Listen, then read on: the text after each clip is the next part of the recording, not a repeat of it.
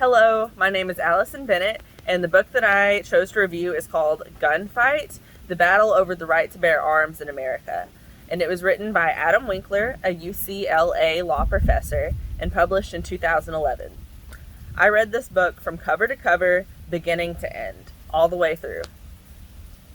In Gunfight, Winkler follows the Supreme Court case of the District of Columbia versus Heller, which was super important because it was the first time that the Supreme Court had made a ruling about guns in 70 years, and they came to the decision that the right to bear arms referred to individual citizen rights and not just when forming militias.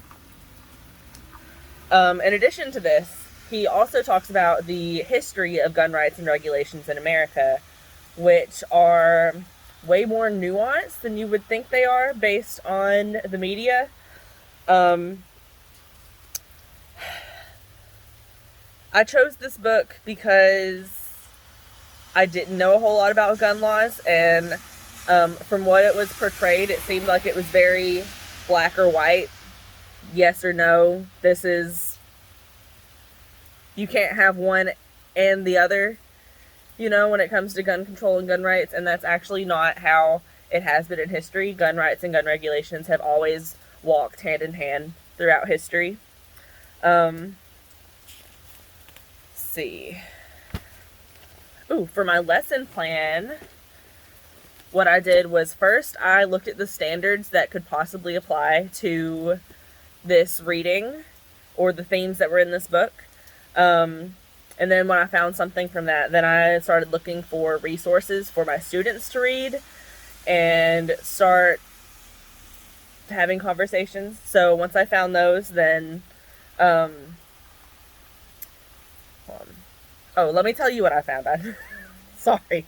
Okay, so, the first one that I found was a webpage about the court case District of Columbia versus Heller. So they can read all about that court case in that webpage. And then another one that I found was an article in the Washington Post that's actually about a Supreme Court case that's coming up about gun laws, questioning whether or not, whether the Second Amendment right covers carrying firearms outside of the house or not. So we would read those, and then we would have discussions about it and talk about each side.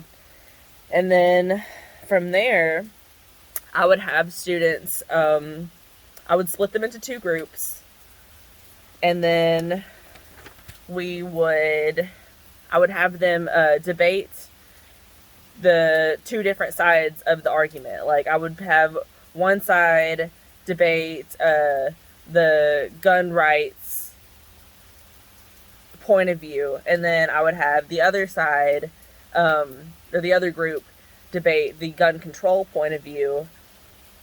And then they would have a week to work on that together to build their case and build their argument and prepare for what the other side's argument was going to be.